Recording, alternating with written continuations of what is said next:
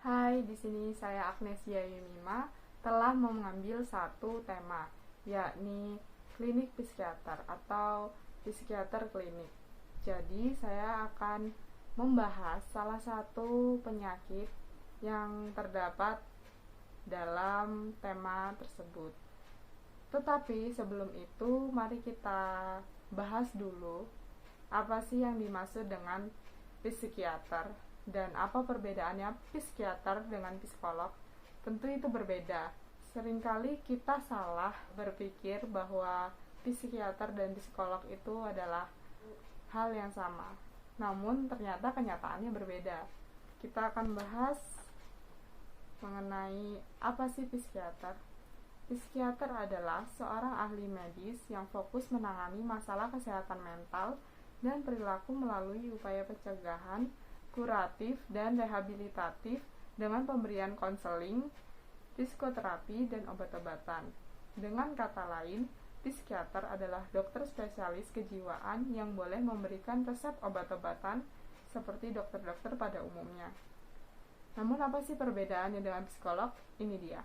Di lain sisi, psikolog adalah tenaga ahli yang lebih fokus dalam memberikan solusi dari sudut pandang non-medis seperti praktik, konseling, dan psikoterapi. Mengingat psikolog bukan dokter medis, maka psikolog tidak memiliki kewenangan klinis dalam memberikan resep obat atau prosedur medis lainnya. Kalian bisa lebih mencari-cari lebih banyak lagi mengenai psikiater dengan psikolog dan apa sih perbedaannya itu bersumber di aladokter.com. Kalian bisa cari di situ lebih lengkapnya lagi. Kemudian kita beralih ke dalam topik yang menarik dari salah satu penyakit kejiwaan yang sering kita sebut dengan psikopat. Pertama-tama kita bahas dulu sih apa yang dimaksud dengan psikopat ini. Psikopat adalah istilah yang digunakan untuk menggambarkan seseorang yang tidak memiliki emosi, perasaan, dan hati nurani. Meski istilah ini sering digunakan, sebenarnya psikopat bukan istilah medis yang tepat untuk kondisi ini, melainkan gangguan kepribadian antisosial. Perlu diketahui, psikopat tidaklah sama dengan sosiopat. Meski kedua kondisi ini termasuk ke dalam kelompok gangguan kepribadian antisosial.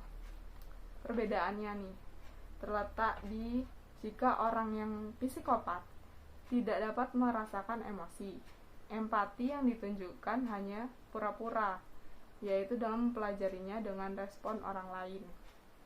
Jadi dia tuh tidak merasakan apa itu empati ya, teman-teman. Jadi mereka tuh mempelajari dari respon seseorang itu, dia memperhatikan sekitar juga, namun dia tidak mengerti perasaan emosi itu sendiri. Jadi dia mempelajarinya, lebih mempelajari, bukan merasakan seperti itu.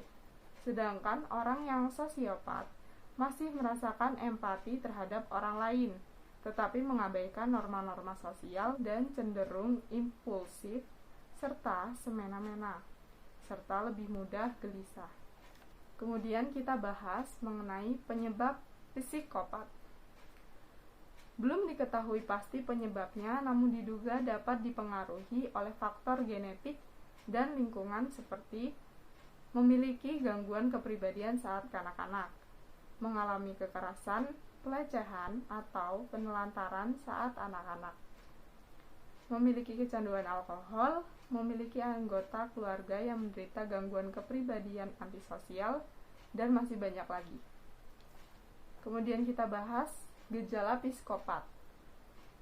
Gejala psikopat ini merujuk pada gejala gangguan kepribadian antisosial, seperti sangat mudah marah, memiliki sikap arogan atau terlalu percaya diri, memiliki sikap agresif, suka melakukan tindak kekerasan, memiliki perilaku bertentangan dengan norma, tidak mampu membedakan antara yang benar dan yang salah, sering berbohong, tidak peduli terhadap tanggung jawab, dan masih banyak lagi. Perlu diingat, seseorang bisa saja memiliki beberapa perilaku tersebut meski bukan seorang psikopat. Untuk memastikannya, diperlukan pemeriksaan langsung oleh dokter spesialis kedokteran jiwa atau psikiater. Kemudian kita bahas mengenai pengobatan psikopat. Pengobatan psikopat ini tergantung pada tingkat keparahan kondisi, situasi, dan kesediaan pasien menjalani pengobatan. Ada beberapa metode yang dapat dilakukan, yaitu psikoterapi. Dapat digunakan untuk mengelola rasa marah dan tindak kekerasan, menangani kecanduan alkohol atau zat terlarang, dan menangani gangguan mental lainnya. Ada beberapa jenis psikoterapi, yakni terapi perilaku kognitif, terapi berbasis mentalitas, terapi psikodinamika. Kemudian konseling kelompok merupakan tipe terapi sosial, bertujuan untuk memenuhi kebutuhan emosional dan psikologis pasien, agar tidak mudah menyinggung perasaan orang lain saat berinteraksi. Tentunya konseling dilakukan dalam kelompok baik besar maupun kecil. Kemudian obat-obatan. Gangguan kepribadian antisosial sebenarnya tidak dapat disembuhkan dengan obat-obatan. Namun, dokter dapat meresepkan obat tertentu untuk meredakan gangguan mental lainnya yang mungkin muncul bersamaan dengan kondisi ini, seperti depresi, gangguan kecemasan, atau sifat agresif atau mudah marah. Kemudian pencegahan psikopat. Bagaimana sih cara mencegah psikopat ini? Belum ada cara pasti untuk mencegah seseorang menjadi psikopat, terutama pada orang yang memang memiliki faktor risiko.